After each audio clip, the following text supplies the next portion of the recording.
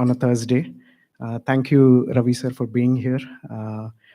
I Before we start, I know it's going to be a wonderful satsang. So, just wanted to go over the agenda. So we'll start off with Ganesha Bhajan. Then we'll have Ravi sir talk for about 1 hour, 15 minutes or so, 15-20 minutes. And then we'll end with 1 or 2 bhajans, and then we'll do Aarti. So that's the program. Sai Ram.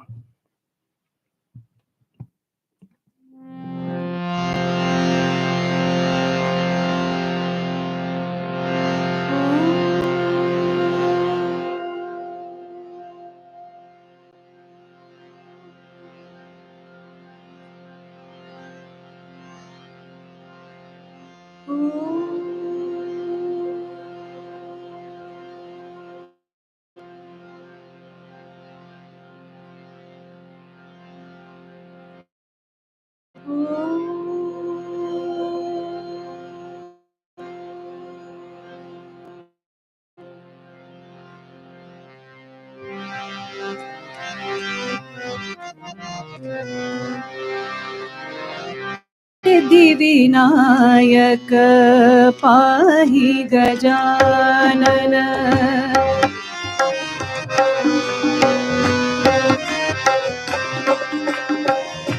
Siddhivinayak पाहि गजानन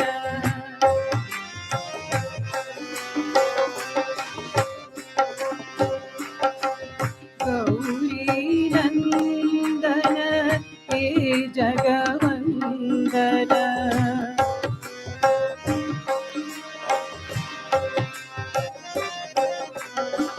गौरी नंदन हे जगवंदन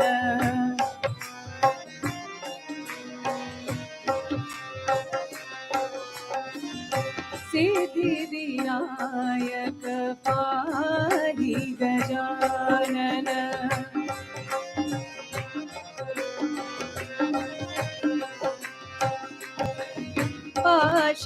पाशांकुशधर विघ्न विनाशा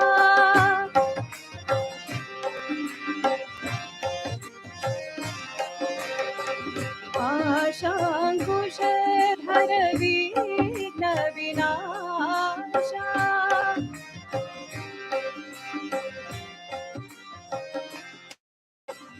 बुद्धि प्रदायक पाप विनाशा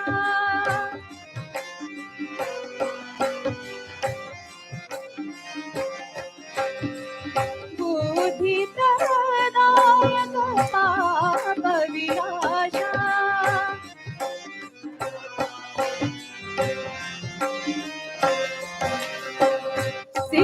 सिद्धिविनायक पाहि गजानन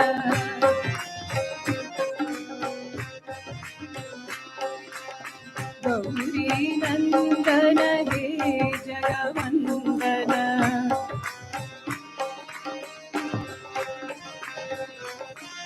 सिद्धिविनायक पाहि गजानन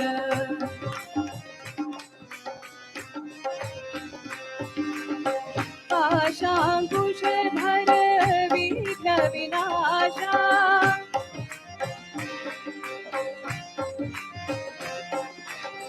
बुद्धि प्रदायक पाप विनाशा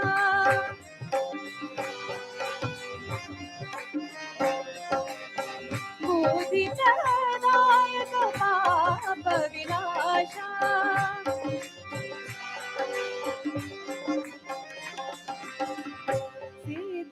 सिद्धिविनायक पाहि Gajanan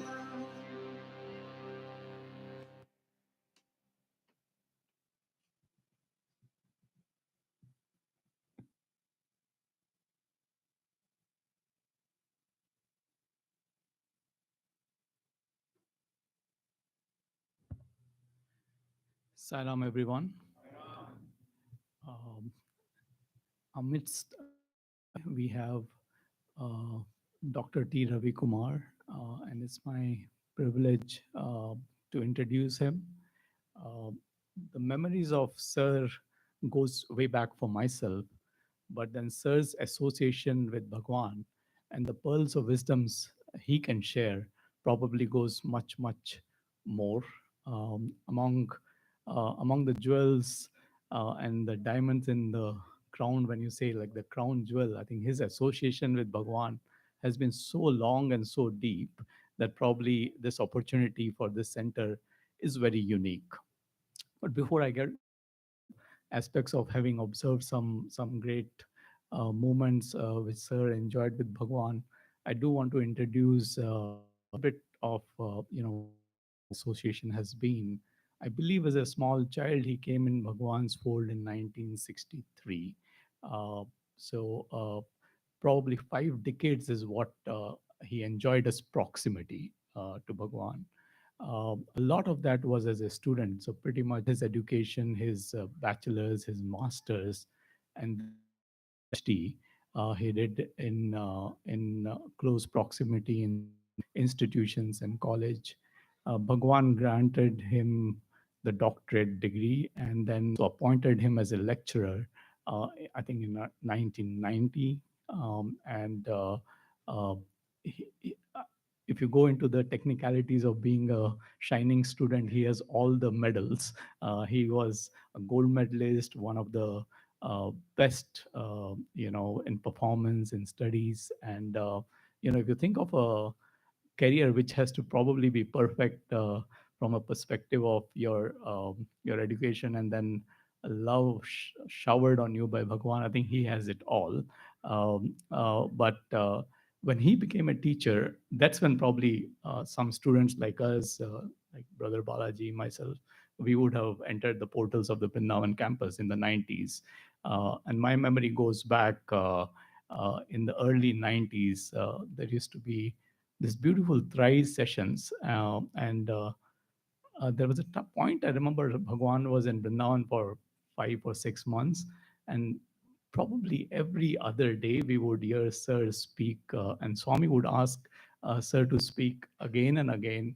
Sometimes the same deep experiences, and I used to wonder in those days that, a few days back, Sir spoke about a certain experience and Swami wants him to speak again and Swami wants him to speak again. There used to be summer course. Swami would always ask Ravi Kumar sir to speak. Uh, there was a learning we had at that point that when Swami wants to share something, he really wants it to go deep in us and really get into our hearts. And we are going to hear somebody today whom Swami never got tired of hearing. I can literally tell that. Like Swami never got tired of hearing Ravi Kumar sir for years and years and years. Sometimes sir used to wonder that like every day Swami is asking him to speak the same things, and he used to probably want to speak other things, but Swami will get him back to the topic, and Swami say, tell this, and tell this." And I have beautiful memories of how sometimes through his sentiment, sometimes through his tone and his emotions, he would make it so appealing. But there was another aspect of Sir as a teacher, and I often wonder that like today, when we need to learn about Swami, who are the best people to talk about Swami? I think the teachers whom Swami groomed are the best people to narrate those moments of how really Bhagwan was. And in that pool of individuals, many folks who like had proximity to Swami were his teachers. I would say this is a very very special privilege. He is the crown jewel of that pool, and to have him here, our center is very blessed. We welcome you with a very open heart, sir. And I think every moment spent with you is precious.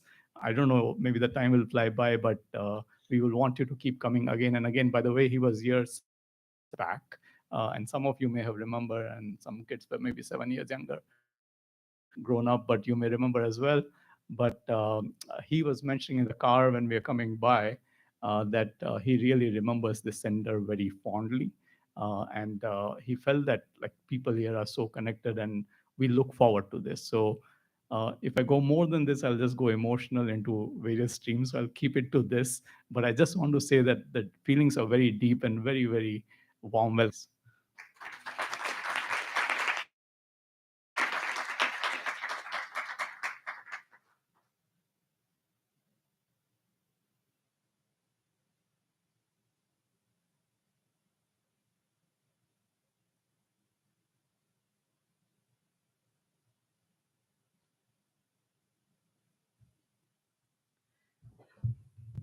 offering my humble salutations at Bhagwan's lotus feet, most beloved and dearest Bhagwan, respected elders, and my dear brothers and sisters.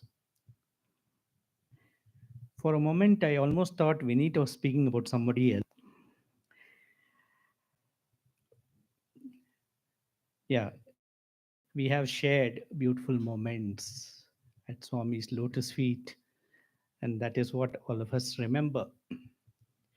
So many SSC kids here. Let's, I think, start with my experience at the SSC. We had come to Swami in the 60s through a series of experiences.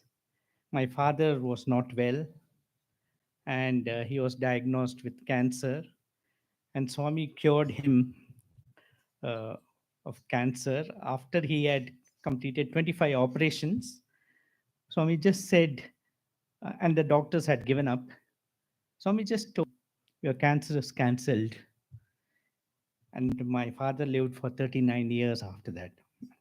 I think that is the briefest description I have ever given of my father's experience. But because I have already spoken about it recently in the US, and it'll be online in a couple of days, I thought I will tell some other experiences. We had, naturally, when the family moves into Swami's fold, you discover there's a Sai center nearby. And so you go for bhajans. Children go for SSC and so on. So that's how I also joined uh, the Bal Vikas, as we call in India, what you call as the SSC. Those were the formative years of SSC. Actually, it had not been divided into groups, group 1, group 2, group 3. There was not even the syllabus that you now have for the various groups. And we had a Bal Vikas teacher who knew exactly what was needed to be taught in Bal Vikas. And his very famous Gita Govindam. So they went and asked Swami for permission. Swami said, okay, go ahead, prepare for the drama. So they had decided to put it up on Dasara day. I mean, time at 10 days. And then to their horror, they discovered that there were not enough actors in their Balvikas group. Happened to be that lone. So from the school, every day I would go to this place, which is about 5 kilometers. I would walk. I was in eighth standard, not even, yeah, I think eighth standard. I would have the practices, and then night I have to walk back to my house, which is another 5 kilometers. With great difficulty, they had caught a fellow, trained him, and on the eve of this thing, he is giving up. Uh, After that, I came home and told my father this. My father said, no, nothing doing. You're going to take part in this.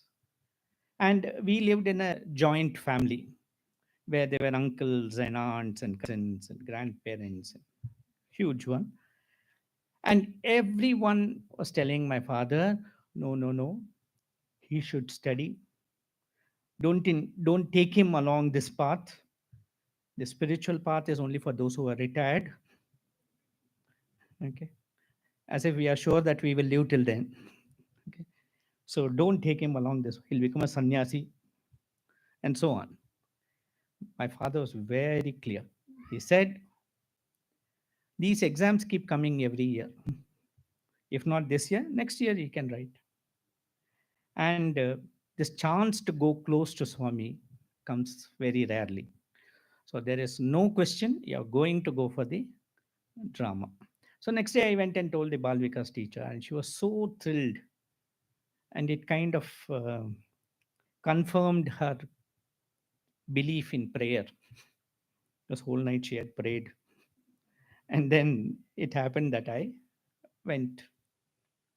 So long story short, we went for the drama to Puttaparthi. In those days, there used to be a bus, SRS bus, that was the name. That bus was the only bus going from Bangalore to Puttaparthi. And so naturally, man and beast, everything used to go in that. It'd be goats which should go into that, sheep which should go into that. And this bus would go to a village, come out, go along the highway, again go to some other village, come back. So it used to take some 7, 8 hours. So we used to say around the world in 7 hours when we traveled by this bus. And finally we reached Puttaparthi. It was hot like Phoenix. So we were given a room near what is now the Sai Shanti Bhavan, not the. Swami said, "Oh, so you're the information and broadcasting minister?" He asked me. Then I asked Swami, "When is drama, Swami?" Swami said, "Dunno pata, I will tell you. Dunno pata means he buffalo. I will tell." And Swami went back. We waited one day after the other. So many programs were happening, and there was no talk at all about our drama. Now, one evening at 5:30, Mr. Kutumbarao, he was the person in charge of the ashram. He comes and says, "Where are the Balikas kids from Bangalore?" So we all got up. "Where is your teacher?" So we showed him. He went to her and said, "Swami has said that you should have the drama today." At what time? He's telling at 5:30. What time is the drama? 6:30. Swami is telling you to have the drama. You can imagine the teacher was absolutely petrified. She could not even say no. She was so petrified. Then we all went, and there was a hall smaller than Purnachandra, same place. So they started dressing her. And then suddenly Swami walks in, and Swami starts helping them to dress. And then he says, "What is this cardboard crown for the king? You should get a real crown." Goes up and gets. And then the drama started. Now, in the first scene, the drama was very nice. And I am a priest in the Jagannath temple, Puri Jagannath. And I'm sleeping.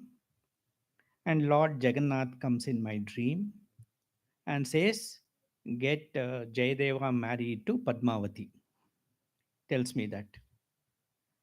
And I get up from my sleep, and there's thunderous applause. I'm stunned. I mean, what did I do? What did I do? People are clapping like this. And so I said, "Some must be some great acting on your part." Then I realized what happened.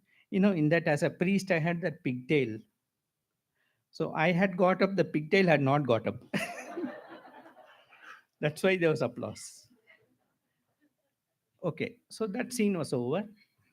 After that, there was one more scene, and there was a third scene. And this, I was supposed to perform one more, as a farmer. As this Gita Govindam has become so famous in the kingdom that even farmers and all, as they are planting the crop and all, they are singing. Okay, that's the thing. And I suddenly saw the Balvika's teacher is on the other side. Okay, and there's no way she can get this side. I'm on this side, and I had to change my dress. So I started crying, and suddenly somebody hit me like that. I turned, "Swami, why are you crying?" He said, "Swami, my dress, I have to change my costume." So Swami took me and he changed the costume for me. Okay. So that drama was a great success. I need not say this because whenever you do anything with love for Swami, it comes out well. Okay. So this, and Swami called us for an interview. And I got my first photograph with Swami on that that day. Of course, about I think 20 days after that, I got my opportunity to speak for the first time in front of Swami. That was in 1971 as a Balvika's child in one of the Balvika's rally. Today, exactly the same spot where I spoke is where my room is. Where I stay in Brindavan, exactly the same spot. That used to be a tank. Okay. So we came back to Bangalore, and I thought, okay, the exams will still be there. So let me go and write the rest of the exams at least. So I ran to my classmate's house. And I asked him, hey, what exam is there? What are the exams left? Because I had not even seen the timetable. Because you tell any kid you don't have to write the exam, he's not going to go and by heart the timetable. So I went and asked him, what exam is there? He said, hey, you don't know. All the exams have been cancelled by the government because the government wants to have Dasara sports in Mysore. So I got to go close to Swami at the same time. I didn't miss anything academically. So then my father said, see, if you get Swami, you get everything. So this was the first lesson. Of course, Swami had entered our home. We had gone to the Balvikas, but still there was one more step, and that was Swami entering my heart. It had to happen. I joined a high school. This high school is it's a very old school. It's about 150 years and odd now. In fact, today morning I was meeting Dr. Balakrishna, and I found out that he also studied in the same school. Okay, so this school, very old.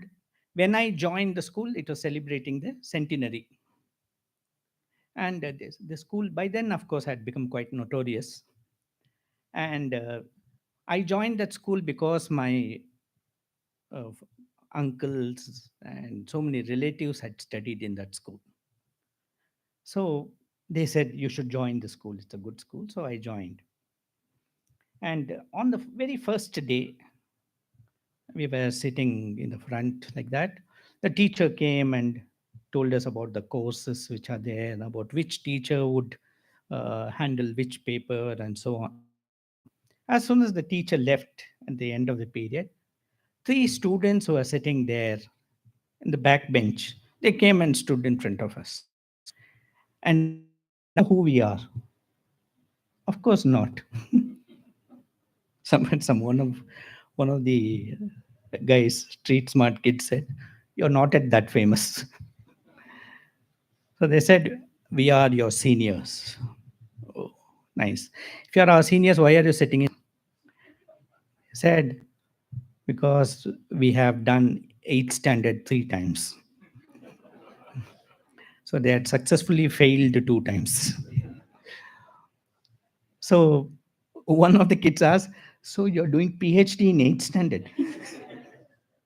Okay. So then he said, jokes apart, how much do you know of the school? Come on, let's have a quiz. Okay, so we had a quiz. What was that quiz? I said, okay, what is the speciality of the school? We said 100 years old. Fine. And we have very experienced teachers. And then we have a huge playground. Very nice. What is there beyond the playground? We don't know. Then they said, hey, it's beyond the playground that the actual school is. Oh, really? Yeah. They said, you see the classrooms here?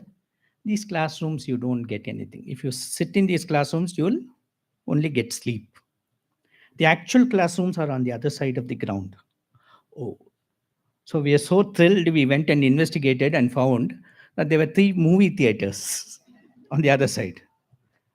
One movie theater was, the other was Lakshmi. And they used to put Hindi movies, English movies, Tamil movies like that. And so these fellows were telling us, in substance, that if you sit in those, you will learn something. And you know how straight to your heart? No, straight. So it went straight to our heart. So from the next day onwards, we used to give attendance in the real school and jump through the windows. They were French windows without bars. Jump through that and go and attend the real class there. As we were going on like this, one of the boys one day said, hey, this is not good. He said, yeah, really, it's not good. Yeah, what we are doing is. He said, no, you got me wrong. See, I'm just worried about this. There are 7 days in the week, but we are only seeing 6 movies. So we should make it 7 movies. Hey, come on, yeah. How can we make it 7 movies? On Sundays, you can't go. In fact, none of our parents knew. My father had one day come early from the office and he asked me, "How come you're so late?" And there was a classmate of mine, and I just said, "Special class." That fellow froze. After my father went, he said, "You're telling such a white lie here." I said, "I am not telling a lie. I'm just being factual." He said, "How?" I said, "In our school, no? In the classroom, do you have AC?" "No, we don't have AC, but there we have no. And here you have benches, there you have sofa. So special class." Okay. And on Thursdays, white dress, okay, vibhuti. And the Bal Vikas teacher would be floored. She would tell the other kids, "You should meet Ravi."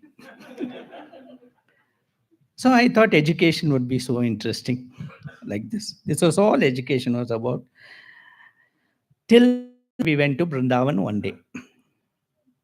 One Sunday, my father and myself were sitting together. Swami came out for darshan, came and told my side. So Swami was calling for an interview. Inside means there was another compound wall and Swami's bungalow inside. So Swami is telling us to go. My father was all excited. I was not. Because I heard about this interview business. One day my Balvikas teacher was describing about the interview somebody got. Swami had given an interview. And I told her, "What is so great about this interview?" I mean, in an interview, you just go and sit in front of a panel and they ask you questions. And if you answer well, they give you a seat. That's all. Isn't it? She said, "No, no, it's not like that. In this interview with Swami, he never asks questions. He only gives answers." Now I was scared he might give answers. So I was scared. My father didn't notice this at all. He just held my hand and took me. He didn't have much to say. So we went there. We were standing in a line. And Swami finished darshan and came. I was the first in the line. Swami came, looked into my eyes, and patted me on my cheeks and told my father, "He's a good boy." My father was delighted. Just like all fathers are, he looked around to see whether others had heard. Because Swami is telling, no? See, Swami is telling he's a good boy, and Swami is telling he's a good boy. And my father was in the seventh heaven of delight. I was in the 17th heaven of delight. Because till now there was a suspicion, maybe Swami knows. But now it was confirmed that he also doesn't know.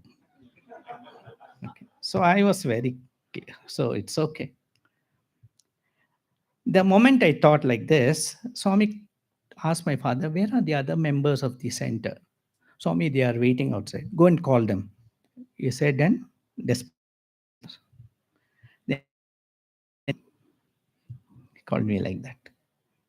You know, why did he call me? Because till now what he said, everyone should hear. Now only I should hear. So he called me. He said, and I put such a beautiful face, as only good boys can. And the next thing, "Good boy." I said, "What is this?" The full stop is turning into a question mark. So I didn't say anything. And Swami asked, "Where were you yesterday?" I said, "Swami, yesterday was a Saturday." Swami said, "Telsu. I know. If today is Sunday, yesterday must have been Saturday." Having been a teacher myself for 40 years, I know this.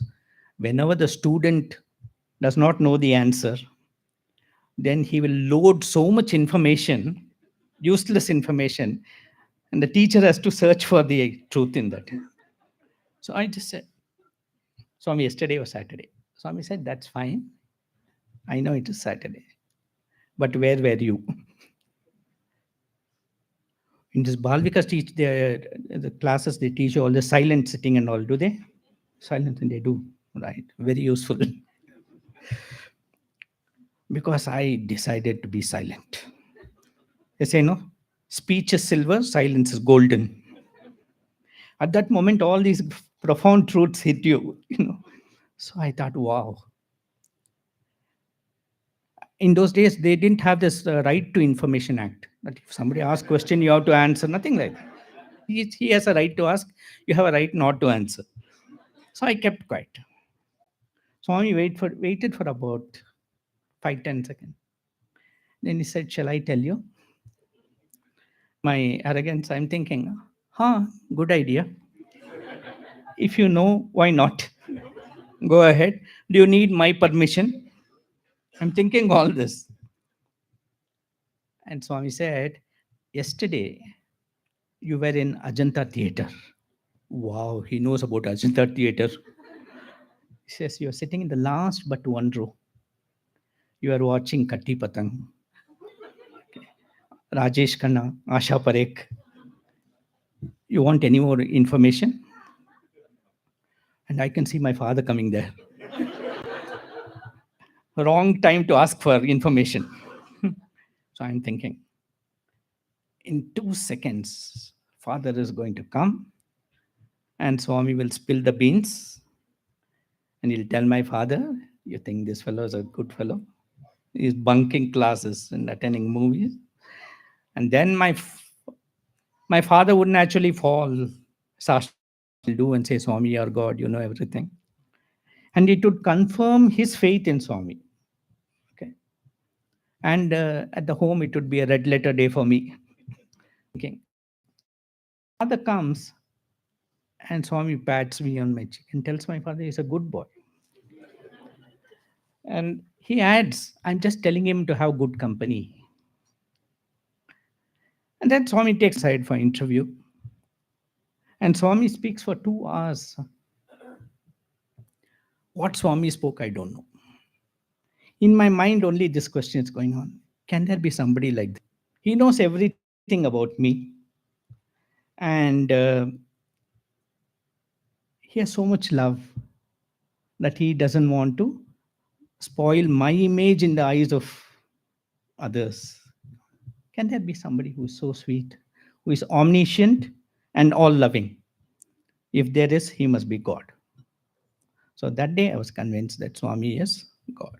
And I decided from that day that I'll worship him, I'll serve him till the last moment of my life. And that is how Swami came into my heart. He had come into my life. Now he came into my heart. And he reserved a seat for himself there. And that is what has brought me here. He said that day, I'm telling him to have good company. Swami says, what is good company? Good company is not just the company of good individuals. Swami says, good company is the company of the Lord.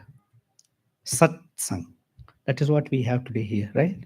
So Satsang it is. From that day, Swami has blessed me with this opportunity to have Satsang. And all through from that time. And as I stayed with Swami, I realized that what I had seen at that time was just one drop of the ocean of love that Swami is. There was a vice chancellor we had who told Swami, "Swami, you're an ocean of compassion." Swami said, "Wrong." That gentleman had come to see Swami for the first time. So moved by Swami's love that he said, "You're an ocean of compassion." He was an IIT director. Okay. Swami said, "Wrong." He thought maybe Swami didn't understand what he said. So he said, "No, Swami, I said you're an ocean of compassion." Swami said, "Wrong.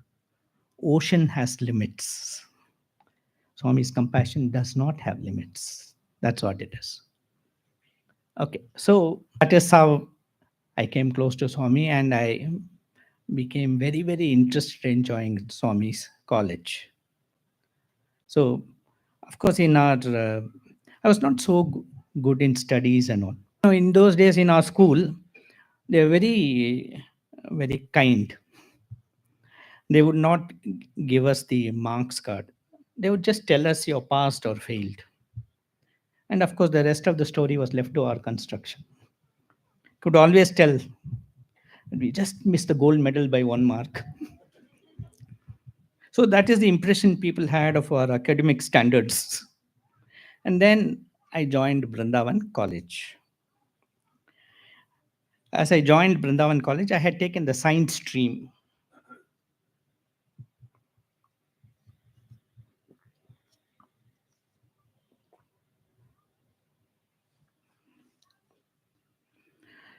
In the science stream, we had math, physics, chemistry, and biology. And math was my was a subject I really dreaded. This teacher was teaching us was a very old professor. He had guided so many PhDs and all that. And he used to teach so well. But in our class, we had students coming from Andhra Pradesh, from Karnataka, from Bihar, from all over the country. And they had all studied what we were studying much before. You know, this sine theta and cos theta and all that. There were two of us who were classmates, who were academically equal, okay, who'd sit in the last bench and then argue about it's not sine, it is sin theta. And then the teacher would teach and we would imitate the teacher. He would say, he was an old gentleman. Sirs, we'll say, sirs. See, this room is echoing, he used to say. So you can imagine what kind of students we were. Naturally, math did not enter. How will it enter? And then the exams came. The 11th grade exams. And I was the whole day, the whole week scared what's going to happen. Because luckily till that time I had not failed. And this time definitely I'm going to fail. So scared. Then in those days, we were just about 60 of us in the hostel. So we could just walk up to Swami's room and take Part Namaskar and go and write the exam. So I told myself, no problem. Swami's grace is there. Okay. Swami's grace is there. You can write the exam. That's all. Okay. Because I later on got to know how Swami's grace comes. But at that time, I just thought you take Namaskar, you get grace.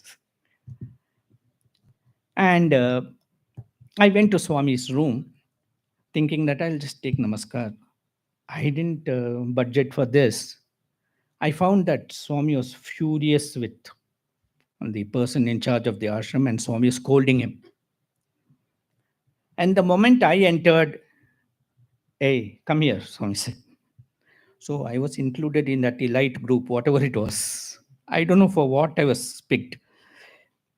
Come here, he said. How much money do you get from home? I said, Swami, 100 rupees. He said, 100 rupees? What do you do with 100 rupees? 100 rupees is like some, about, I think, $1.25 now, right? So in those days, for a whole month, just $1.25 for all the food and electricity and boarding and all that. Not even 100 rupees. The hostel fee was only 60 rupees. So I was getting 100 rupees. And so Swami said, what do you do with that? Swami, hostel fees. How much is it? 65. 65 rupees. What do you do with the other 35 rupees? This 65 rupees mess bill continued for a long time. Our warden, was desperate to increase it to 70. Swami wouldn't allow him. So one day, finally, he convinced Swami. Swami, price of vegetables, cereals went up. Swami said, no. Boys, parents are increase. So finally, one day he was able to get Swami's nod. And he came and called the boys who arranged the mics and all that. We all assembled. He just said, Sai Ram. Somebody came running and said, Swami is calling you. Went. Swami said, what is tomorrow? Swami, tomorrow is Ugadi, Swami, New Year Day. Swami said, so is this a kind of news you want to give on the eve of Ugadi? Nothing doing, keep it at 65. So it continued at 65 for another couple of years. Okay. So 65 over now, 35. Come on, tell me. You have to think on your feet. So it's Swami, haircut, Swami. Okay. How many times do you have in a month? We used to have short hair, but not that short hair that the barber practices on your head. Not that much, only once a month. Okay. Hair oil. Okay. Then soap. And the sad thing was, in those times, things were very cheap. And I struggled. All ideas ran out. I had covered only 10 rupees. Another 25 rupees were remaining. And Swami is getting angry. Swami is saying, you're wasting a lot of money. Look at home, your father is struggling so much. And you're wasting so much money. And I'm thinking, I thought maths exam there. I come here, accounts exam here. And just at that time, the exam hall bell rang. The exam hall was just next to Swami's mandir. You could hear the bells there. Then Swami looked at me and said, do you have exam today? And I'm thinking, Swami is thinking it is some ordinary exam. It's a math exam. In the advertisements they put, no, it's not a car. It's a car, they put, no, C-A-A-R, like that. I'm thinking the gravity, for a maths exam. Yes, Swami. Did you have breakfast? No, Swami. And Swami says, why? Go to the hostel, have breakfast, and go to the exam hall. Okay. Implicit obedience. Went to the hostel, had breakfast, and went to the exam hall. 20 minutes late. The exam has started. Others are writing. 20 minutes late. And the maths teacher, he was so stunned. Yes, what happened? What happened? Why are you late? He thought I already gave up the battle. Then I said, sir, long story. I'll tell you afterwards. He said, they will not give you your question papers if you are not on time.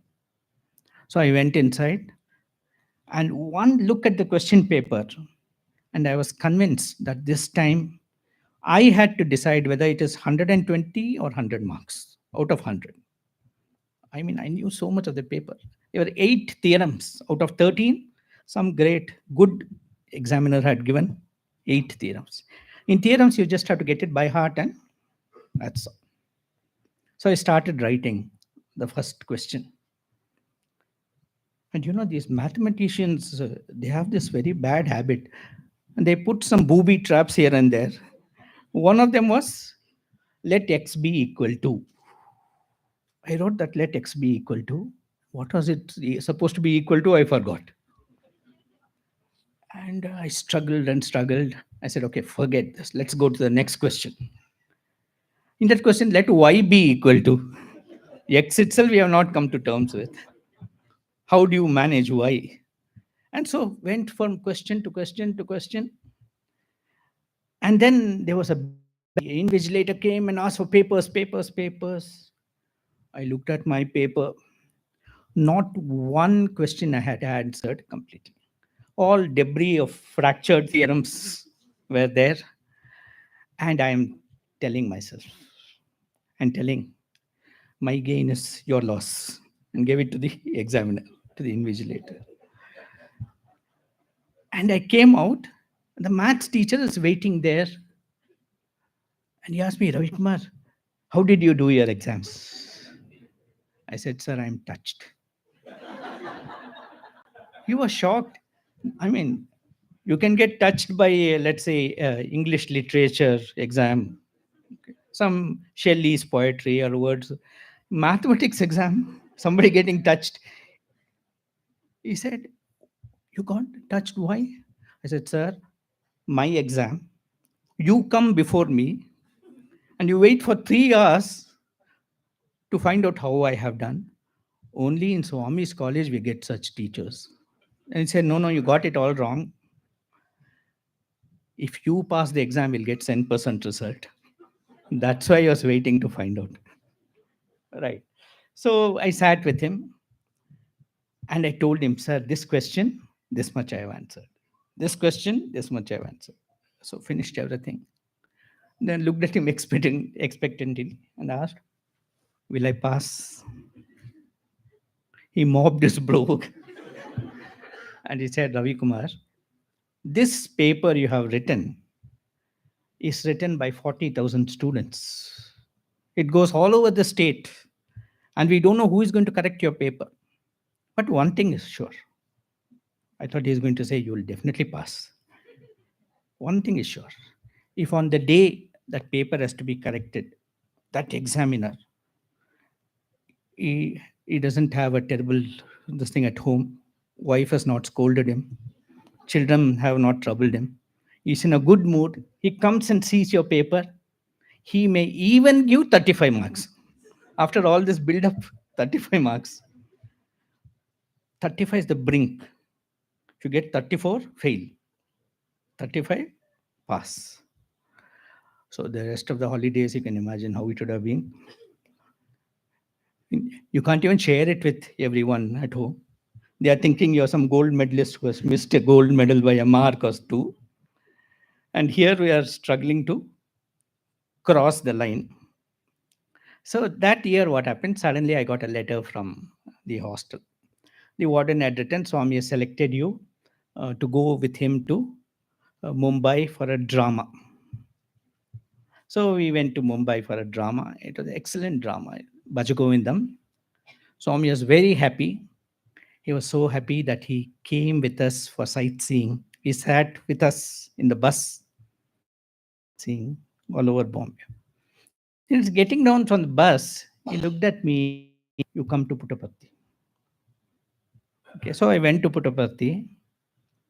Swami called me for an interview and asked me, what do you want? This question down the ages, down the yugas, this was a question all those tapasvins were waiting. They would do tapas for thousands of years, waiting. God appears and asks, what do you want? Right? Ravana had the same thing, Hiranyakashipu, and even good people. Okay. And now Swami is asking me this question, what do you want? I must pass in maths, Swami. So, and then Swami said, of course, you're passed in maths. What else do you want? I don't want anything. I thought God had stretched himself so much to pass me. I don't want anything. And then Swami says,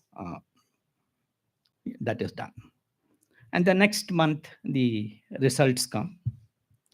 And the principal gives the thing to Swami, all the report cards.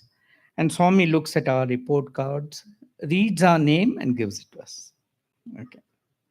He reads my name and gives it to me and goes to the next name, Santosh, he says. And as that boy is coming, Swami is saying, did you see? Yes, Swami, I have passed in mathematics. Because they are in, no, I have passed. Because it's written, pass in red ink. I have passed. See your mathematics marks, he said. Got 53. Swami said, you wrote only for 35 marks. How can you get 50? You did something, I told him. He said, yes, I did something. Make sure you also do something. Study well from now onwards. Do math properly. Okay, and do well. That's what he said. Okay. So that's how I drowned and I was survived that. So the 12th grade was over. And now it was time to, parents tell the children, no, they come to 10th grade, they say 10th grade is the most important thing, they'll tell you. So 1 year they make you believe that. And then when you come to 12th grade, same story. They say actually 12th grade is okay. So 12th grade got over. And next I have to choose what to do. In our house, as I told you, it was a joint family. So uncles, aunts, grandfather, grandparents, everyone was there. And there's a discussion about my future. What should he do? And one of my uncles was very well read. He had some 18, 20 degrees after his name. You know, in fact, he's still alive. He's 90 years and very learned person. He said, you should become a chartered accountant. You know, he said, if you become a chartered accountant, you will get reputation in society.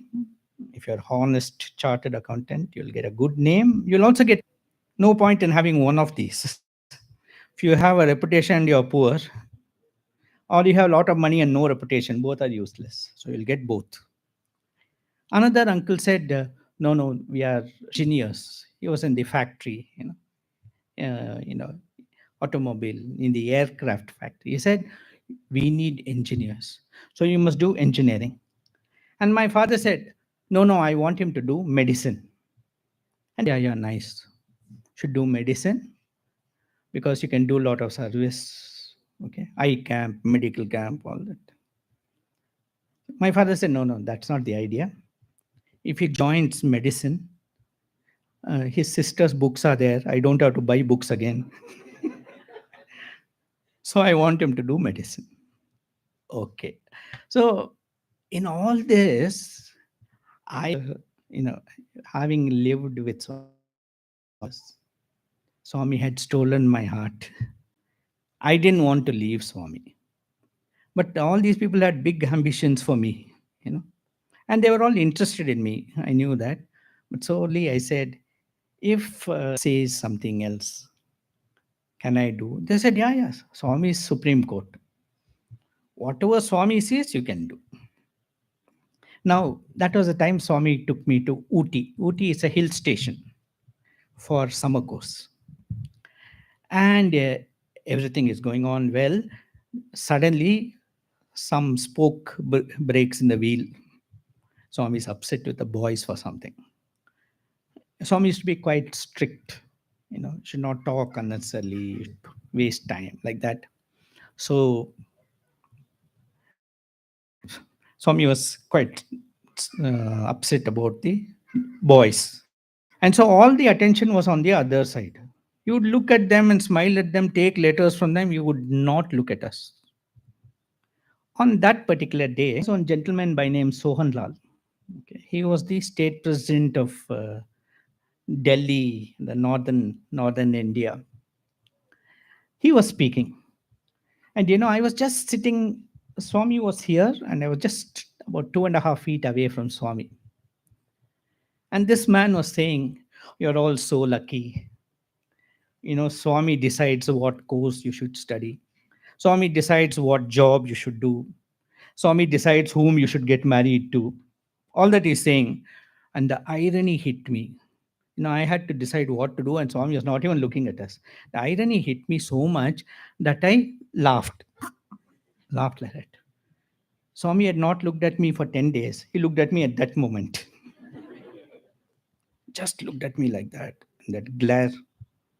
I went back, packed my baggage, and I kept it ready. Because I knew the warden would come and he would just ask to go by 6 o'clock bus or 7:30 bus. That's the only option he would give. But the warden came and he asked us boys, how is the dorm? How do you find the food? Then I thought maybe he asked me. So why delay the whole thing? So I went and told him, Sai Ram sir. Sai Ram, how are you? So nothing. Swami has not told him anything. So one more day I lived to see the fight, the battle. So I said, okay. I unrolled my uh, all my luggage. That night, Swami came in my dream. And Swami said, hey, what are you going to do next? I said, Swami, whatever you tell me to do. Swami says, do whatever will help you to do MSc later, Master of Science. So CA goes by the window, through the window, and engineering, medicine, everything goes to the window. Now I can do BSc. Is there in Swami's college. I was so thrilled. I sent a telegram to my father. He was very happy. Now, the next question was there were two combinations in science: maths, physics, chemistry, and chemistry, botany, zoology. Now, this maths, physics, chemistry, in maths once. Okay. Swami saved. I thought it's not fair to trouble Swami. How many times he'll save you, right? So better not go there.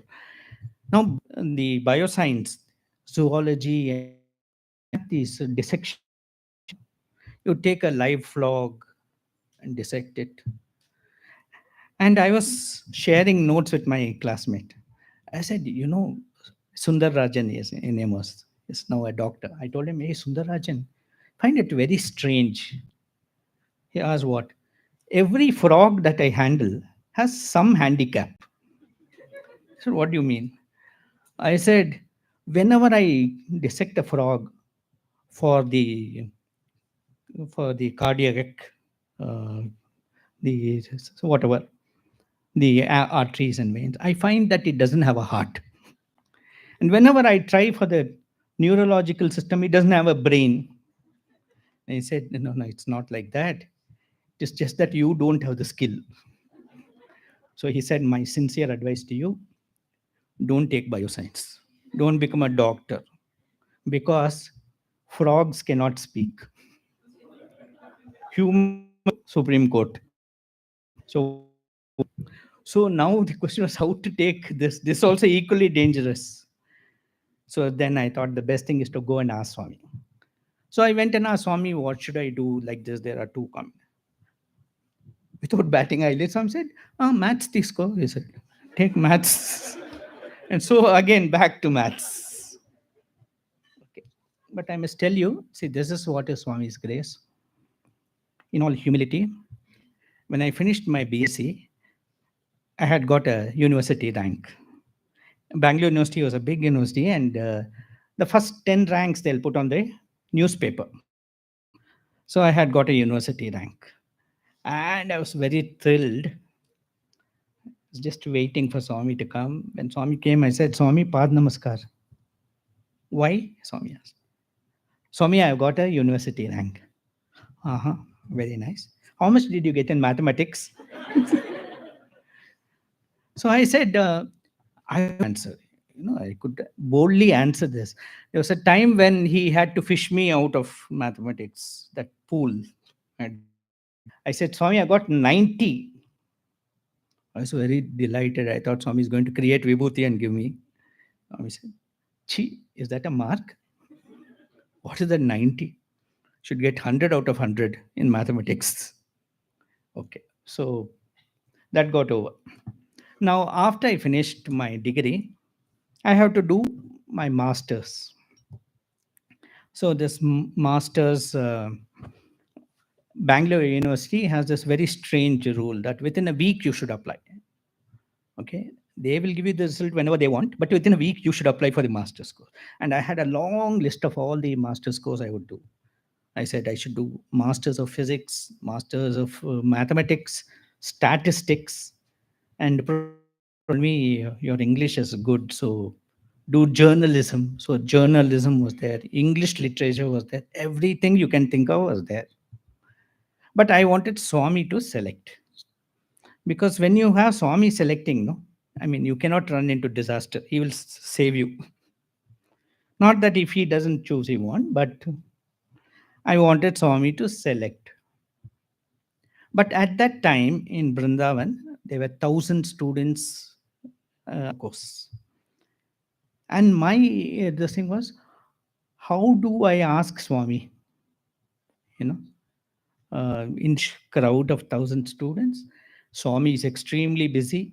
He is giving darshan, he is giving interviews, he is giving a discourse every day. It's so tightly packed, his schedule. How do you catch him alone and ask? So I was standing near the staircase leading to Swami's room. And I said, Swami, how do I contact you? And I just shed 2 tears like that. Somebody patted me on my shoulder, excuse me. Can you please help me with this basket of apples? He said, uh, carton of apples. He had one carton. He was taking one. He told you get the other one. So I took the carton and followed him upstairs. He went straight to Swami's dining hall. And to my delight, I found Swami sitting there at the dining table. So extremely happy. You know, seeing Swami alone like that, it's always a delight. And Swami was talking to Dr. Bhagawantam, who was the advisor to the to the defense ministry, scientific advisor to the defense ministry. And I kept the carton of apple there. You have not been invited, right? You cannot overstay your welcome there, or what, or not even a welcome. So I'm slowly moving back and trying to make it as slow as I can. I go to the end of the step, getting down, and Swami says, Ravi, he calls. So I run to him. Swami says, tells Dr. Bhagavatam, this boy came to me when he was 4 years, you know. And then Swami says, uh, this boy, and he has studied. I have brought him up, and see, today he's got a university rank. And then Swami says, so what are you going to do next? The question I wanted to ask him, he is asking me. I said, Swami, uh, whatever you say, Swami, I'm waiting for you to decide. He says, yeah, yeah, I will decide. Yeah. A couple of he calls me. He said, Ravi, so what are you going to do? I said, Swami, I'm waiting for you to tell. He asked me, which subject did you get minimum marks? Chemistry. So I said, chemistry. Then MSc chemistry, Jay. And you will be shocked to know in my entire list, chemistry is not there. I mean, I didn't even consider a possibility of doing that. But here was Swami directly telling me to do that. Yeah, coming to that staircase, very interesting. The first day I joined Brindavan hostel, Swami gave a discourse. And just imagine the delight. You have seen Swami only with 1,000 people, 500 people. And you're seeing Swami close to you, like not even 1 feet away. Swami's robe is touching your, your hand and all that. So close. And Swami is telling, see, it's very important that you should remember that you're God. Okay. And he says, see the breath, says, so so hum. He says this Hamsa Gayatri is being told by your breath 21,600 times every day. So the breath keeps on telling you, right? I am that. And Swami saying, I have kept your ear so close to your nose, don't listen to it. And so remember always that you're God. So that day discourse got over. The next day morning, we are in the staircase room. It's a small room. And the beauty was that only 5, 6 boys used to be there, could be accommodated in that. And Swami is coming from his room. So all along he will see you. Okay. So we get into that room. Suddenly, yeah, as Swami is coming, he looks at us and says, who are you? And I got worried. Maybe I'm not supposed to be here. Nobody told me that. I'm worried what's going to happen. Swami comes down and looks at the first boy and asks, who are you? He says, Swami, I'm Ramesh. I come from Kannamangala village. And Swami says, Adhika, not that. What's the next boy and asks, who are you? He says, Swami, I'm a first BCom student. My parents are so and so. And the third person is me. Swami asks, who are you? With the same seriousness. And I mumble some answer like, Swami, I'm your child, something. So Swami just pats my hand, goes to the next boy and asks, who are you? Now that fellow is a veteran. He says, Swami, Soham, I am God. Then we all said, oh my God. feedback sessions. Look at that. Yesterday he has taught us, he is now finding out whether we absorb that. And we all look at this fellow, how intelligent of him. And Swami said, "What did you say?" Swami, Soham, I am God. Swami says, oh. And then there's a mischievous smile. Swami says, "You're God." Mhm. Today I was thinking of giving darshan. Today you go. And that fellow said, "No, no, no, Swami, not like." Then Swami says, in spirituality, it's not what you tell, but what you practice. That is important. That's the first lesson I learned. No point in only giving speeches. You must believe what you say. Okay, so that is the thing, right? So that also got over. And then my MSc, I did chemistry. After my MSc got over, uh, you know, I had joined MSc. In Bangalore University, I did not get seat. So Swami called me one day and said, "Hey, what happened to your seat?" Swami, second list and the third list, and I'm not figuring in that. So Swami said, just listen to me. You go to Anantapur and do MSc. Everyone laughs because there's a girls' college in Anantapur. And I'm shocked. And Swami says, "Hey, not our college. Our college is girls' college. There's a PG center there. You go and join there." I said, "Okay, Swami. You can come here every Saturday and Sunday, and you can be with me for those 2 days in the week." I said, "Okay, very nice." So beautiful experience when I had there. I used to come every week and send word to Swami, "Swami, I have come." And Swami would send me a room key, "Stay in this room." There was a time when in that university, there was a riot, you know, some student strike agitation, and they shut down and they said, "Clear within half an hour." So it was a Saturday, and I had not withdrawn any money from the bank. I have no place to go. I had just 10 rupees with me. With that, I can just reach Puttapati. So I went to our professor and asked, "Sir, till when will the classes be suspended?" "Maybe 1 month, maybe 4 months. Look into the newspaper." So what do I do?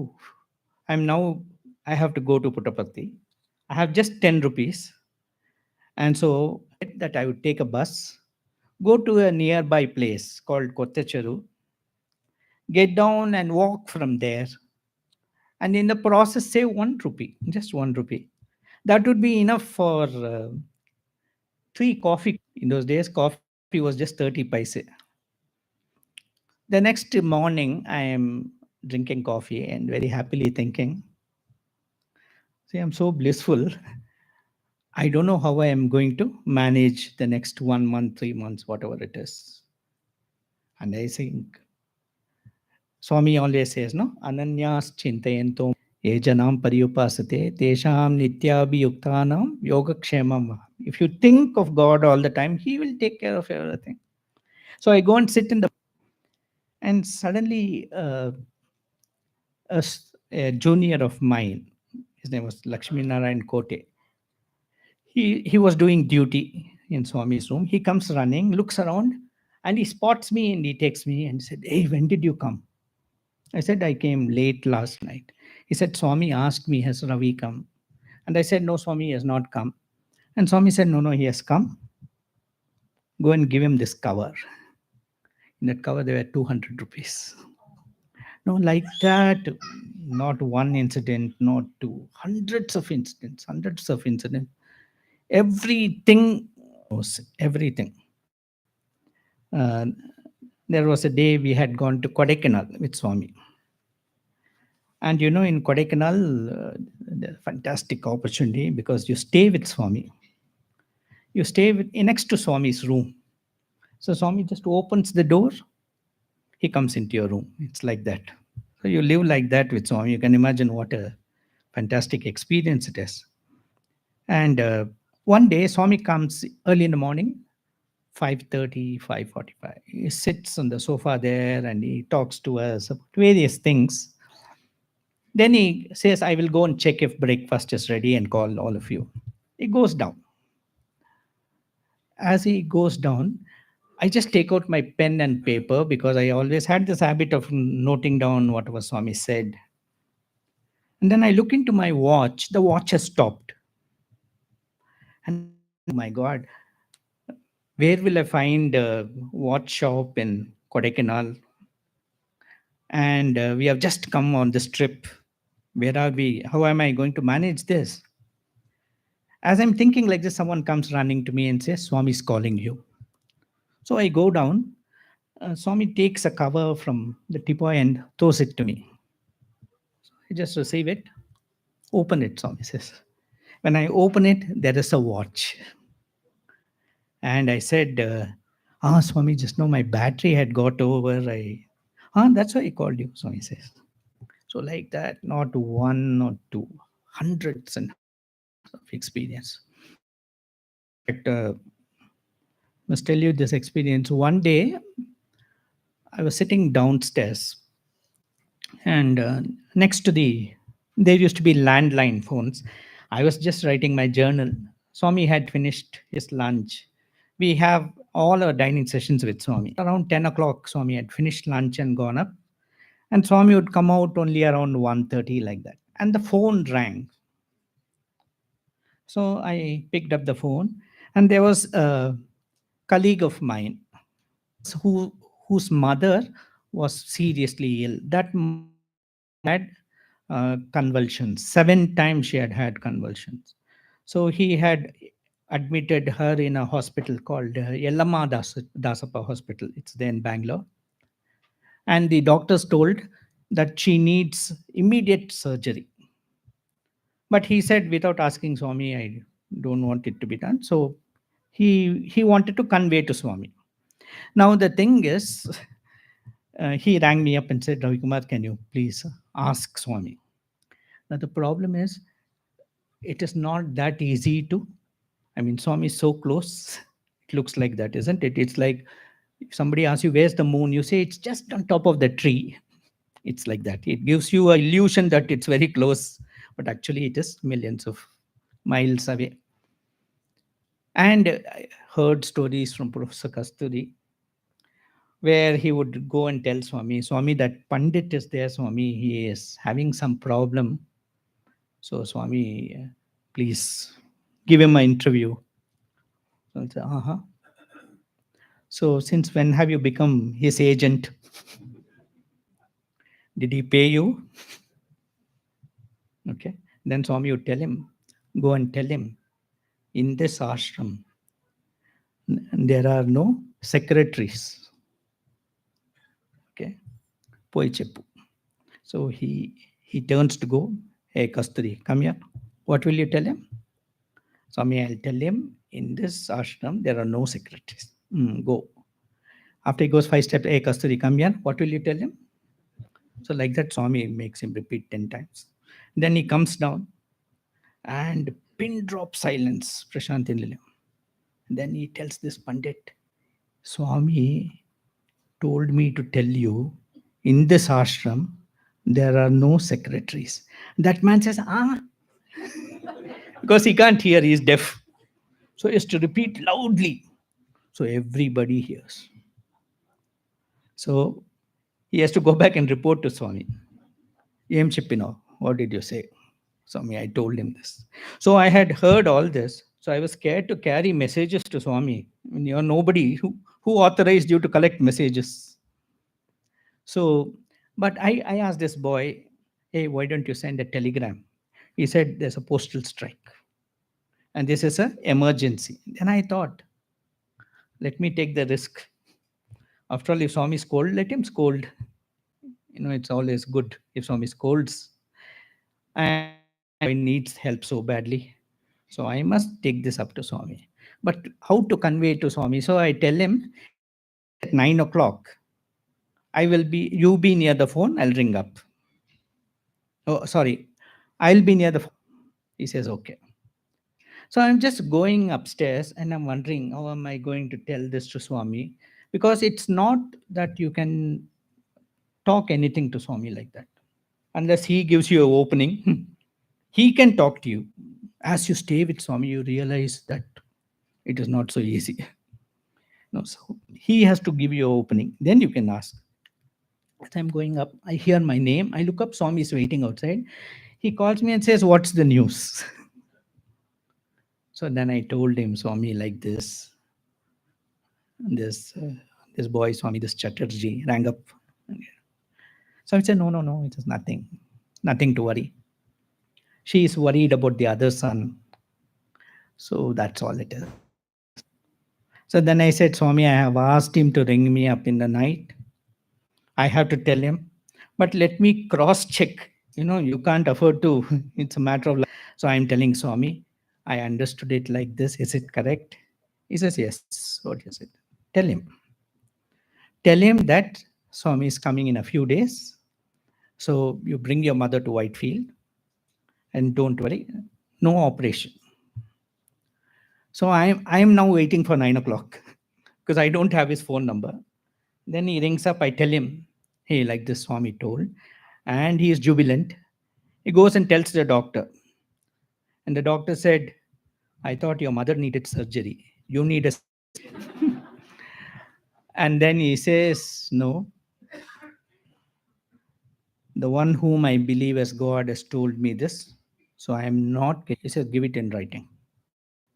Because tomorrow you may go to court and say that, I was not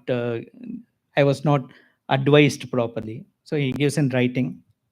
2 days later, we go to Brindavan, and that boy, Swami creates Vibhuti and gives it to her. She is fine. She lived for 22 years after that. Absolutely fine. There was no trace of that problem at all. So like that, when you're dealing with Swami, you have to be very careful. I'll just now come to my speech. I might slightly do it fast. When I was doing my MSc, after my MSc, Swami told me to become a lecturer. He appointed me as lecturer. This was in 1981. 1990 was after my PhD. I became a lecturer. And one day in the class, a student asked me some question for which I didn't know the answer. And so as I was coming out of the class, I was thinking I must study more. And someone comes and tells me that Swami has come down. So I go there. Swami walks up to me and says, will you do PhD? He asks. I said, yes, Swami, I'll do whatever you say. He says, I already talked to the Vice Chancellor. I knew you would say this. I've already spoken to him. Go and join. So I joined the PhD. I'm doing my PhD. In the meanwhile, what has happened? When I was doing my MSc, the seniors, my seniors had become lecturers. They wanted to put up a drama. There was an international conference in Puttaparthi. And so they wanted to put up a drama in front of Swami. They asked Swami, and Swami said, yeah, you can put it up. What is it about? It's about the life of Jesus. The name of the drama was Kingdom of Heaven. And so they show the cast to Swami, and Swami shows one particular role and says, put Ravi in this role. And they say, Swami is not here, he is in Anantapur. Yeah, he'll come weekends, he can practice at that time. So I'm chosen by Swami for that role. And when I come that weekend, Swami tells me, I have chosen you for this. So go for practice. So there's an American gentleman who is directing the whole play from Hollywood. And he's telling me what I have to do. My role is that of a blind beggar. A small boy who is sitting on the curb, and he hears a lot of noise. And somebody tells, Jesus is coming this side. Why don't you ask him to give you eyesight? So this small little boy goes and asks Jesus, please give me eyesight. And he says, that I can give you eyesight? He says, yes. And then Jesus rubs his eyes and he gets eyesight. This was my role. When this happened, when Jesus rubs my eyes, Swami came to the side door and Swami said, see, I came and you got your eyesight. He said this. And we thought it's just a drama. The next day when we are practicing again, there was some Claps we heard, and we continued because there's no window facing that side. Same time Swami came that day also, and Swami asked, Swami said, see, Sai Baba came and you got your eyesight. And then after the drama, when I went and sat at Swami's feet, he said, Ravi, um, did you hear claps sometime back? Yes, Swami. He said, do you know for what it was? No. Then he says, there was a girl in the darshan line, 18-year-old, who was born blind, and I gave her eyesight. And I will give you also, he says. Wondering, why is this recurring again and again? Mine is only a role in the drama. That's what I'm thinking. So the drama got over, and almost 5 years later, I'm doing my PhD in the chemistry lab in Prasanthi Nilayam. The lunch gong has sounded. Everyone has gone for lunch. There's a last person who is going, and he asked me, "Are you coming for lunch?" I say, "No, no, you go ahead. I'll finish this experiment and come." I was trying to detect some steroids, and I was preparing a reagent, and I was mixing concentrated sulfuric acid and acetic anhydride. The whole thing exploded into my eyes, and I screamed, "Sai Ram!" I said. And the boy who had gone near the gate came running. I said, "What happened? What happened?" I said, "Hey, I got concentrated sulfuric acid in my eye. Take me to the tap." Took me to the tap. Opened the tap. There's no water because the adjacent building, they were doing some plumbing work, so they had shut off the mains and gone for lunch. So there was no water. And then in a chemistry lab, luckily you have a number of taps. So one tap had a little water, so we washed, and the burning won't stop. So we went to the general hospital. This boy led me because I couldn't see him. We went there. The nurse who was there said, "What happened to him? He had an eye accident." Then why did you bring him here? Then boy said, "If you have an eye accident, you come to the hospital. You don't go to police station." So I brought him here. And she said, "No, no. The only eye doctor who is here has gone to Sri Lanka. She has a visa problem. And so there's nobody to attend to him. So take him to Bangalore." So this boy asked me, "Shall we go to Bangalore?" I said, "No, no. I'm going for Swami's darshan." So in the darshan, this boy leads me. He's giving me commentary of Swami's. Swami's coming on that side. He's coming near the Dashawataram gate. He's coming near sick bay and so on. And then Swami, I can hear Swami's robe. I can't see Swami. And then some authorities of the university tell Swami, "Swami, this boy had an accident." Swami gives me 3 packets of vibhuti and he says, "Take this, mix it with water and take it 3 times immediately, and you'll be fine." That's what he says. So I have taken these 3 packets of vibhutis. I've finished the vibhuti. And the third day, it's the night, that day, and I am sitting there. I can't see anything. And then I break down thinking, in all my life, I had just one desire, no, to be of some use to Swami. Because Swami had done so much for me. I thought I must become a lecturer maybe and serve in Swami's institution, and at least indicate to him how much I love him and what I would like to do for him. Now it is not going to be possible because there would have to be someone else to serve me. I'm thinking like that.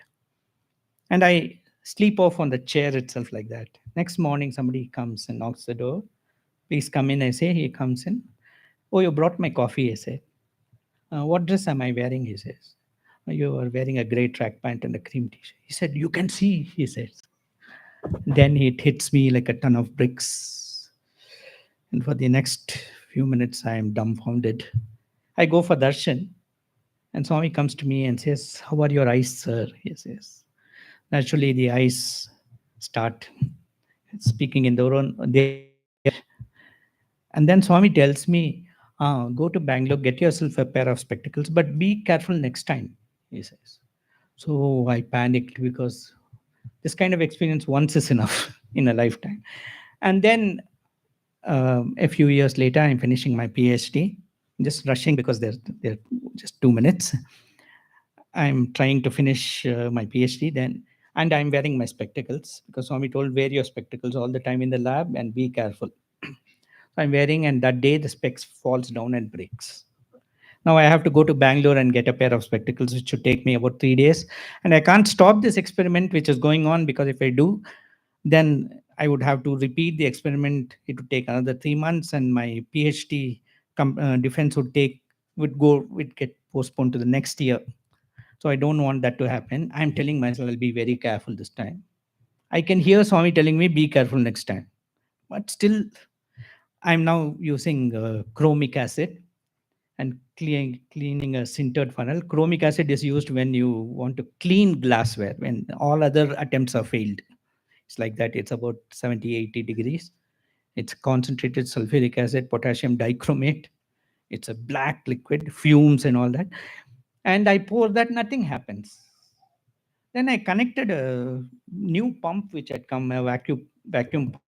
Still nothing happens. I go close to see what's the matter, why is nothing is happening, and then it decides to happen, and it implodes and it throws the acid into my eye. And you can imagine there's so much of burning. uh, I can feel the acid falling on my shirt and holes are being made. And then people are around me, they take me to the tap, water is there, we wash for a long time. No, there is no relief. So we go to the hospital, the doctor is there, the eye doctor. She examines my eye. Then this boy who has led me there, he's not able to see, so he led me there. I slowly hear the doctor going to the next room, and this fellow leaves my hand and goes. And then he comes back. I asked him, what's the matter? What did the doctor say? He says, the doctor said everything is fine. I said, if everything is fine, why is it burning like this? Look, Swami is going to ask me tonight, in the evening today, what did the doctor say? So please tell me truthfully what Swami said. And what the doctor said. And he says, the doctor said there's nothing left there. But take him to Bangalore, because he shouldn't go into a depression that nothing was done. Take him to another doctor. This other doctor is also going to tell the same thing, but that somebody else tells. And then Swami, I go and sit in the portico, all bandaged completely. Swami says, I can hear Swami saying, Hemindi, Hemindi. And he comes, I can hear Swami's feet. Swami comes and says, I told you to be careful. I told you to be careful. Then he holds my hand, creates vibhuti and puts it and says, eat it and you'll be fine. He says, get your dressing. Next day when I go, the doctor opens as she opens, but she doesn't know, isn't it? So she examines me. She takes me outside, takes me inside, takes me outside, takes me inside, looks through some scope.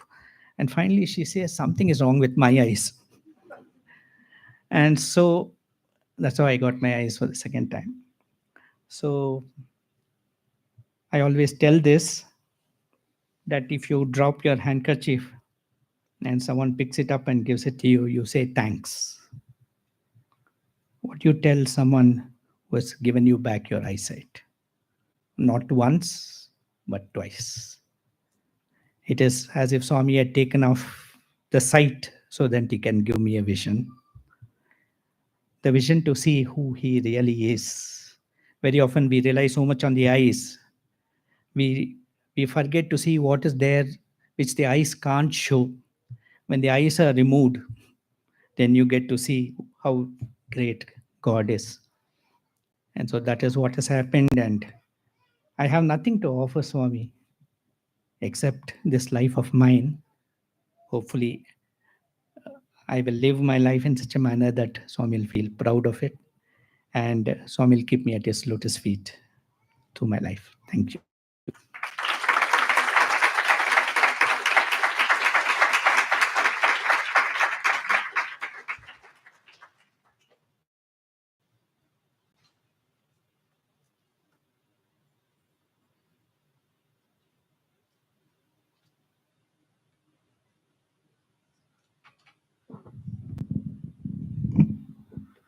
Sairam, that's probably the fastest 1.5 hours that we have all faced in our life. I think that's how quick it went. So again, from the bottom of our heart, we thank Swami for sending Sir here. Actually, right in front of me, he was talking to somebody on the phone, and they had asked him that, hey, can you visit a location? And he told them, pray Swami, he will. I, all of us have prayed intensely, so that's the reason why Swami has sent Sir here. And one of the things that he mentioned is literally Swami's love that we all experience or get to see is just a drop. I think today what we heard is just a drop of his experience. I mean, he has lived for 50 years there just from his college, and 10 years he has been with Swami. So 60 full years. Imagine the amount of experiences and the learnings he has had at the lotus feet that we got a glimpse of today. So again, thank you, sir, from the bottom of our heart. And again, so this is some vibhuti he gave us. So this is materialized from Swami's photo. In fact, my pocket is filled with fragrance. That's how fragrant this is. So this came out of. I will mix it in the containers here. Go ahead, sir. Everything about Swami is so miraculous. I have a relative of mine who has come, who is my cousin's granddaughter. And just before coming here in Atlanta, someone gave me this packet of vibhuti and said this had come from Swami's photo. And as she was talking, she mentioned I was in and out of hospital a couple of weeks back. Then I said, hey, I must give you this vibhuti. Maybe this is why Swami sent it to me. And I called her and gave. And then she tells me that her mother's younger sister had a vision 2 days back, right?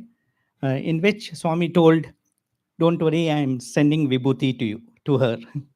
So that's how it happens. So nothing happens because of us. Everything happens because of Swami. And I told Balaji, I have some vibhuti. So I gave it to him. He said, I would like to share it with everybody. So that's. Thank you, sir. So I'll mix it in the container. And also as a small tribute, I now call upon our Center President Guru to give a small, please, sir, please accept it as just a.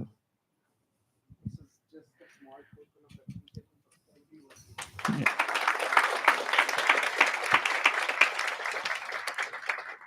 So in terms of next, we'll have bhajans and we'll have arati.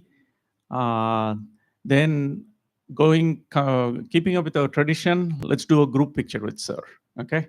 So we did that 6 years back. Let's repeat that. We'll remove the podium. So, and then after arati, we'll please don't leave and let's all do a group picture. Okay. Sai Ram.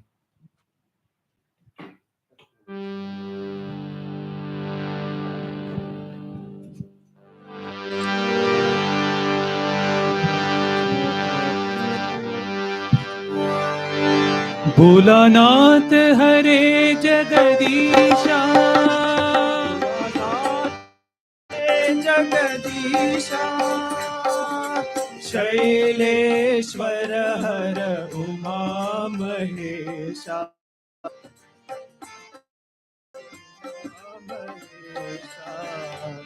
Bholanath हरे जगदीशा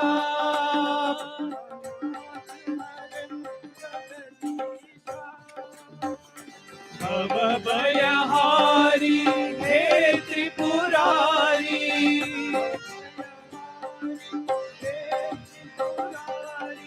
शिवनाधर साई मुरारी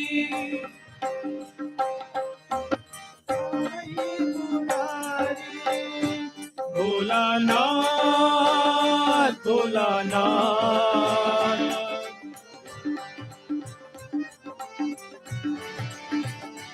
साईनाथ साईनाथ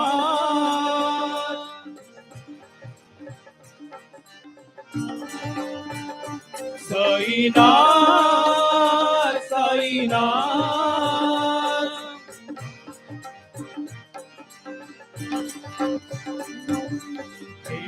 शंकर नमामि शंकर शिव शंकर शंभो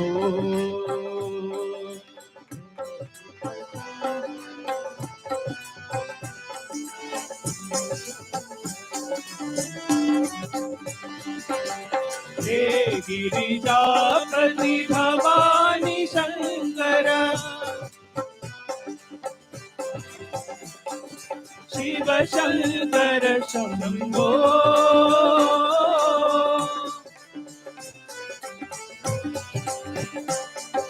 शिव शंकर शंभो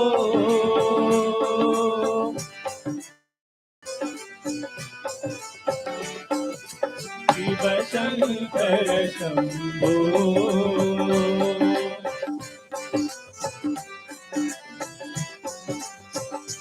साई शिव शंकर शंभो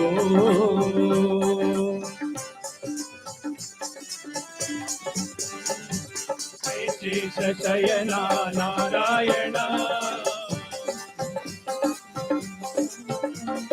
वेदाभरण नारायण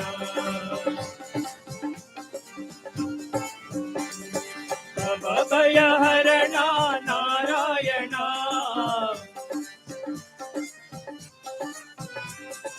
पावन चरण नारायण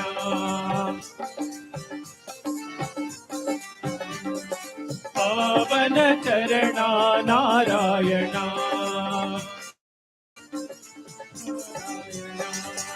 नारायण हरि नारायण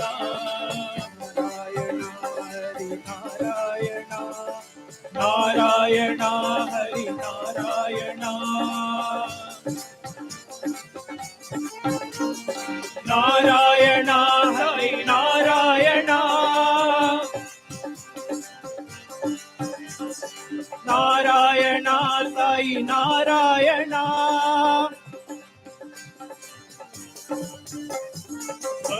विभूषित भवानी शंकर भवभयनाश भोला शंकर हर हर शंकर सांब शिवा हर हर शंकर साई शिवा हर हर शंकर साई शिवा ओम नमः शिवाय शिवाय नमः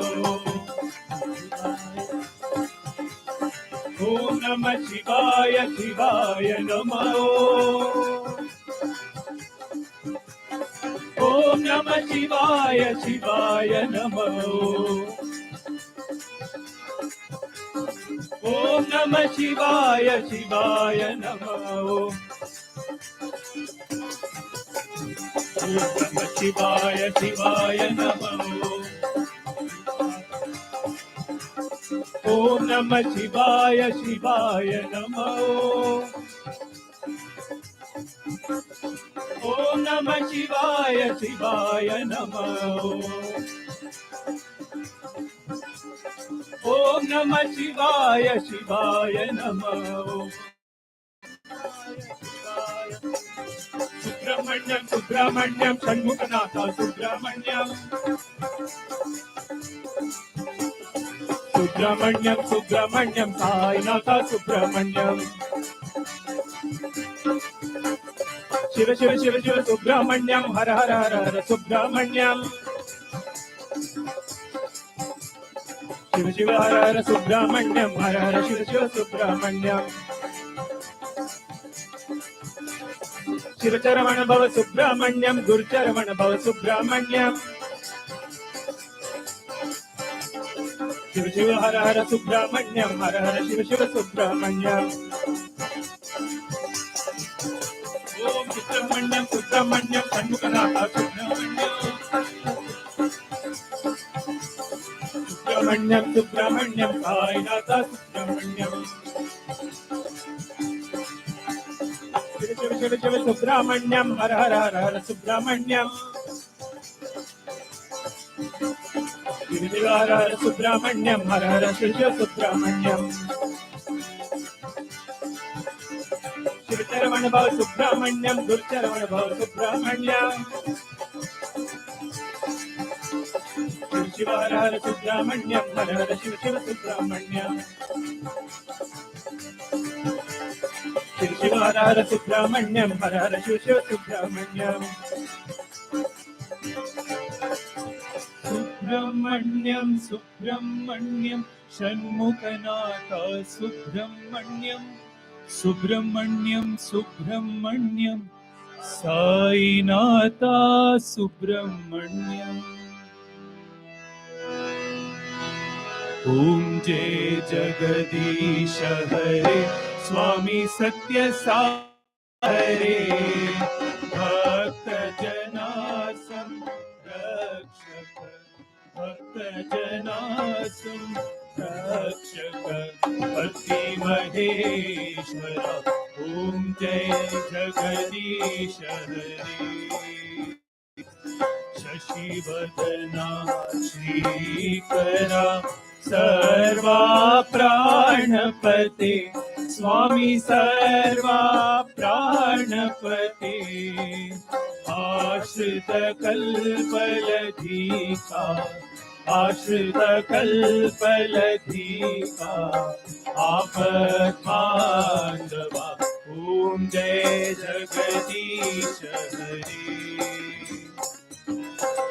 मात पिता गुरुदैवमु मरियन्तयु नीवे स्वामी मरियन्तयु नीवे नाद ब्रह्म जगन्नाथा नाद ब्रह्म जगन्नाथा नागेन्द्र शयना ओम जय जगदीश हरे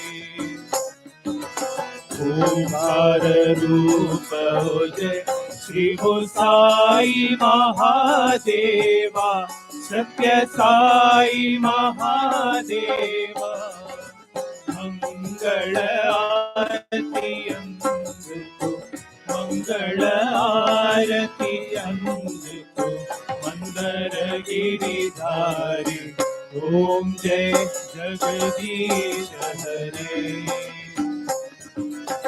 नारायण नारायण ओम सत्य नारायण नारायण नारायण ओम नारायण नारायण ओम सत्य नारायण नारायण ओम सत्य नारायण नारायण ओम जय सद्गुरुदेव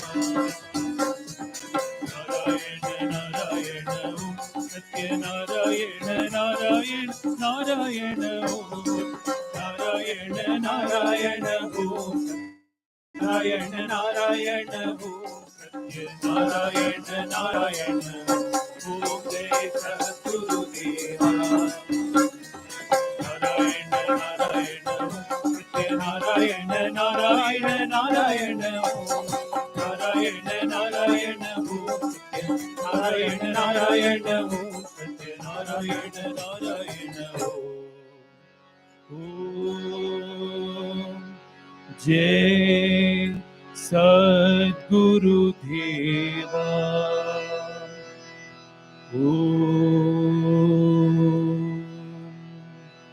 शांति शांति शांति समस्त लोका सुखिनो भवन्तु समस्त लोका सुखिनो भवन्तु समस्त लोका सुखिनो भवन्तु may everyone in all the worlds be happy. May everyone in all the worlds be happy. May everyone in all the worlds be happy. Om peace, peace, peace. जय बोलो भगवान श्री सत्य साई बाबा जी की जय। परमं पवित्रं भावाविभूतिं परमं विचित्रं लीला विभूतिं परमार्थ इष्टार्थ मोक्ष प्रदातं बाबा विभूतिम् idamaśrayami.